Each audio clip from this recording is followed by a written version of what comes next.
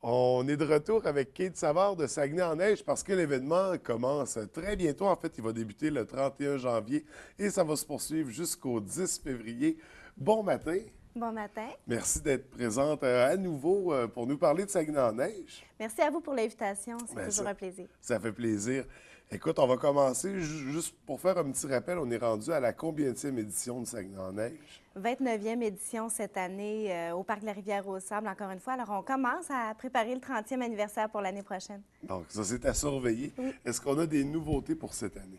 Bien, cette année, oui, on a des belles nouveautés au niveau des activités familiales. On a un nouveau concours de sculpture sucrée, un concours de pâtisserie qui s'adresse aux pâtissiers amateurs. Qui va se dérouler au pavillon Niki-Toutagan jeudi le 7 février. Il me reste encore quelques petites places disponibles pour ceux qui désiraient participer au concours. Également, une activité familiale de bricolage avec dessert. Donc, les matinées des petits frileux de serre, ça se passe les dimanches matins, 10 h au pavillon Niki-Toutagan. On invite les gens à venir bricoler en famille, en compagnie des experts de dessert. Également, on a instauré cette année un nouveau vote du public en collaboration avec Brunet Nogami. Parce que, évidemment, le festival se déroule vraiment autour du concours de sculpture sur neige. On voulait mettre le travail des sculpteurs vraiment plus de l'avant, puis on invite donc les gens à venir voir le travail des sculpteurs, à venir les voir sur le site du Parc de la Rivière-aux-Sables et puis nous donner leur coup de cœur dans le cadre du vote du public. Donc, il y aura un prix du public pour les sculptures. Toujours, c'est ça. Ça reste le classique de Saguenay-en-Neige, le concours de sculpture, et ça se fait à plusieurs niveaux, il y a plusieurs catégories. Effectivement, il y a 3 volets de concours, un volet scolaire, un volet amateur et un volet professionnel qui réunit en tout près de 1000 sculpteurs pour la première fin de semaine de festival. Est-ce qu'il y a encore possibilité de s'inscrire pour faire partie des sculpteurs? Malheureusement, non. La période d'inscription se déroule vraiment, je dirais, là, décembre, puis ça se termine vraiment en janvier dans le but de préparer le site. C'est beaucoup de travail, c'est quand même sur une longue durée, là, la préparation, le coulage des blocs, la préparation du site. Alors, non, c'est plus possible de s'inscrire, mais on invite vraiment les gens qui seraient intéressés à venir voir comment ça se déroule, à venir voir les sculpteurs. On peut leur jaser aussi, puis leur poser des questions sur leur expérience. Puis vous allez voir, en fait, c'est fascinant de voir comment ils travaillent fort, puis c'est vraiment des artistes. Puis ça, pour les concours de sculpture, ça dure jusqu'à quand durant l'événement? Les sculpteurs sont sur le site à partir de ce jeudi 31 jusqu'au dimanche 3 février. OK. Alors, c'est dimanche qu'on dévoile les gagnants. Et puis, le festival se poursuit jusqu'au 10 février avec les activités extérieures, intérieures pour toute la famille. Fait que ça marque pas la fin, puis les sculptures sont là pour le reste de l'événement. Oui. Donc, ça va être très intéressant. D'ailleurs, toujours dans la thématique sculpture, vous recevez à nouveau cette année l'équipe nationale Nolitrex, c'est bien ça? Oui. De quoi il s'agit exactement? Effectivement, bien, en fait, c'est la seconde année qu'on reçoit une équipe de niveau national en collaboration avec Nolitrex, qui est cette année l'équipe de M. Albert Deveau, qui est en provenance du Nouveau-Brunswick, qui sera sur le site, dans le cadre d'une sculpture hors concours, bien sûr, dans le but d'échanger avec les participants. Ils peuvent partager leurs expériences. Ils se sont démarqués au niveau national depuis plusieurs années. Alors, ils peuvent vraiment venir donner des petits trucs, partager leurs expériences, autant avec les participants des concours que les festivaliers, les visiteurs qui viennent sur le site, qui peuvent s'adresser à eux durant le premier week-end de festival. On va avoir l'occasion de les rencontrer et de partager avec eux. Donc, tout ça, ça débute le 31 janvier. On a une soirée d'ouverture pour lancer l'événement. Oui, effectivement, une belle soirée d'ouverture ce vendredi 1er février avec de l'animation sur le site à compter de 18 h. On a les feux d'artifice qui seront lancés à 19 h. Présenté par Promotion Saguenay. Et ça se poursuit, la fête se poursuit au pavillon Niki-Toutagan avec le spectacle gratuit de Steve Degagné et le Grace Band. Alors, on est très heureux de pouvoir l'avoir avec nous vendredi 1er février, 20 h au pavillon Niki-Toutagan. Et il y a des spectacles tout au long de Saguenay-en-Neige. Ça ressemble à quoi la programmation de spectacle? Effectivement, on en a pour tous les goûts. On a, pour les adultes, un second groupe originaire de la région, Gros Mené, avec Fred Fortin, vendredi le 8 février au pavillon Niki-Toutagan, toujours gratuit à 20 h. Également, pour les tout-petits, on a Chantois qui est de retour cette année, qui qui a été de passage au festival il y a quelques années. Alors, il est de retour avec son spectacle Sourire. Également Souris Bouquine.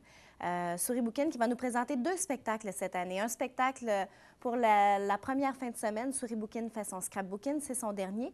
Également, Souris Bouquine, Aventure au Far West pour les garderies en semaine. OK. Alors, on a 2 spectacles différents cette année avec Souris Bouquine. OK, parce qu'au courant de la journée, vous avez des classes, les écoles vont participer à l'événement? Effectivement, ça bouge toute la semaine. Alors, on a des activités spéciales pour les garderies, pour les écoles primaires.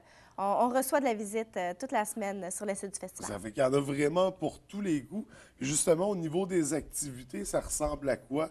Parce que c'est sûr, on va là, on va voir les sculpteurs, voir les sculptures, les résultats, il y a des spectacles, mais il y a toutes sortes d'activités aussi que les gens peuvent faire en famille. Oui, oui, effectivement. Bon, on a encore nos activités extérieures, les grands classiques, donc la glissade, le jump-high, les trottinettes des neiges. On a le mur d'escalade à venir essayer la première fin de semaine. C'est pour toute la famille. C'est vraiment accessible à tous. Également, bon, les jeux gonflables, venir voir nos mascottes. Et puis, bon, des activités un peu plus ponctuelles. Donc, on a nos Olympiades familiales qui reviennent pour une 4e édition. C'est encore le temps de s'inscrire. Pour ceux qui sont intéressés, on invite les parents à venir jouer dehors avec les enfants. Ça se passe en équipe samedi, le 9 février. Vous pouvez contacter Saguenay en neige.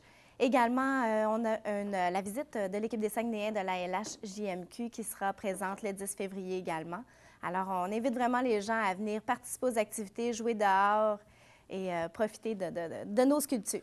Puis pour s'inscrire aux Olympiades familiales, est-ce qu'on peut y aller par le site Internet ou... Oui, bien en fait, on peut contacter Saguenay en neige par le site Internet, par l'adresse info@saguenayenneige.com. Ou nous contacter par téléphone au 695-1769. Puis on s'inscrit en famille ou c'est père-fils, mère-fille? Bien, normalement, c'est un parent, un enfant. OK, c'est bon. On fonctionne en équipe parce qu'il y a Excellent. beaucoup d'activités qui se déroulent 2 par 2.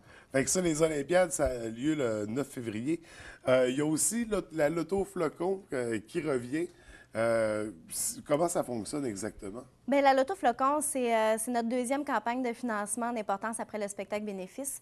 Ça nous permet de ramasser près de 20 000 Alors, c'est vraiment essentiel à la survie du festival. Là. Nous, ça nous permet d'offrir des activités gratuites pour toute la famille. Il y a plus de 10 000 en prix. Et puis, on peut se procurer les billets au coût de 5 soit sur le site du festival ou chez Jean Coutu Saint-Dominique.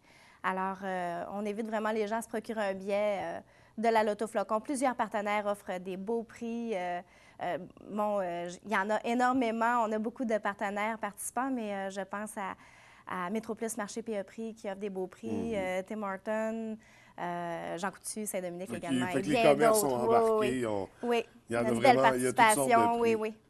Puis justement, il y avait... on s'était rencontrés plus tôt, en fait, l'année dernière, en début de saison, pour parler du spectacle bénéfice avec Sylvain Cossette. C'était bien ça? Est-ce que ça s'est bien déroulé? Ah, effectivement, ça a été un succès. Ça a été vraiment une soirée exceptionnelle. Sylvain Cossette a été un artiste très, très généreux. Et puis, bien, ça a été un succès puisqu'on a joué devant une salle comble. Alors, Puis si l'événement a lieu, c'est que vous avez atteint votre financement. voilà. Et là, la suite avec la Loto des Jeux. Donc, tout ça, tous ces événements-là, ça commence cette semaine, le 31 janvier. Ça se poursuit jusqu'au 10 février. Dans cette période-là, vous attendez combien de personnes? On attend près de 100 000 visiteurs encore cette année. On pense que le beau temps va être encore avec nous cette année. Et puis, c'est toujours on a toujours une belle participation de la population. Oui, bien, en tout cas, je vous le souhaite. Je vous souhaite une belle 29e édition. Merci. On va certainement se revoir pour la 30e, parce que j'imagine qu'il y a des grandes choses à venir pour cette édition la prochaine. Donc, du 31 janvier au 10 février, c'est à Jonquière, à la place Niki Toutagan, que ça se passe pour Saguenay en neige. Merci beaucoup, Kate. Merci beaucoup. Je te souhaite un bel événement, puis à la prochaine. Merci. Merci.